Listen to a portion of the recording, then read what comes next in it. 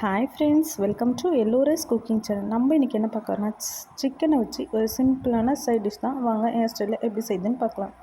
1/2 kilo chicken எடுத்திருக்கேன். அதில் 1 spoon மஞ்சள் பொடி, 1 ஸ்பூன் இஞ்சி பூண்டு பேஸ்ட், நீல வாக்கில் கட் பண்ண 2 வெங்காயம், 1 கொத்து கருவேப்பிலை, 1/2 ஸ்பூன் தயிர், சிக்கனுக்கு தேவையான குழம்பு மிளகாத்தூள், இது கூடவே ஃப்ளேவருக்கு கரம் மசாலா 1 ஸ்பூன் சேர்த்துருக்கேன். இது எல்லாத்தையும் சிக்கனில் எல்லா இடத்துலையும் படுற மாதிரி நல்லா கலந்து விட்டுக்கோங்க.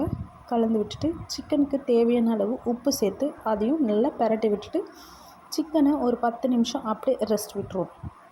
வானொலி அடுப்பில் வச்சு தேவையான அளவு எண்ணெய், 2 பட்டை, 1 பிரிஞ்சி இலை நான் 4 பிச்சு சேர்த்துருக்கேன்.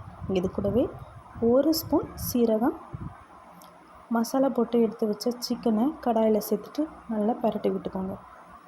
சிக்கனுக்கு நம்ம தண்ணி எதுவும் விட போகிறதில்ல. சிக்கனில் இருக்கிற தண்ணி அந்த ஆயிலே சிக்கன் நல்லா வெந்து போயிடும்.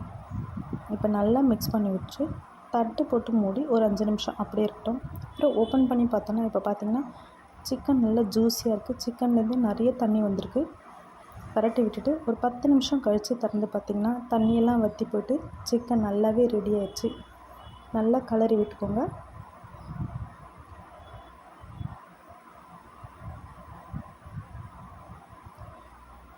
இப்போது சிக்கனுக்கு ஃபைனலாக 1 ஸ்பூன் பெப்பர் சேர்த்து நல்லா கலந்து விடுங்க. சிக்கன் சுக்காவுக்கு பெப்பர் இல்லைன்னா எப்படிங்க? பெப்பர் தான் சிக்கனுக்கு ஒரு நல்ல ஃப்ளேவரையும் டேஸ்ட்டையும் கொடுக்கும். இது கூடவே கட் பண்ணி வச்சுருக்கிற கொத்தமல்லி தழையை தூவி அதையும் நல்லா கலந்து விட்டுக்கோங்க. அவ்வளோதாங்க, நம்மளோட சிம்பிளான சிக்கன் சுக்கா ரெடி. நான் வெஜ் புலாவுக்கு சைட் டிஷ்ஷாக பண்ணியிருக்கேன். நீங்கள் இது கூட எது வேணாலும் வச்சு சாப்பிட்லாம். அப்புறம் என்னங்க, சர்வ் பண்ண வேண்டியது தான். சேனல் பிடிச்சிருந்தால் லைக் பண்ணுங்கள், ஷேர் பண்ணுங்கள், கமெண்ட் பண்ணுங்கள், சப்ஸ்கிரைப் பண்ண மறந்துடாதீங்க. Thank you.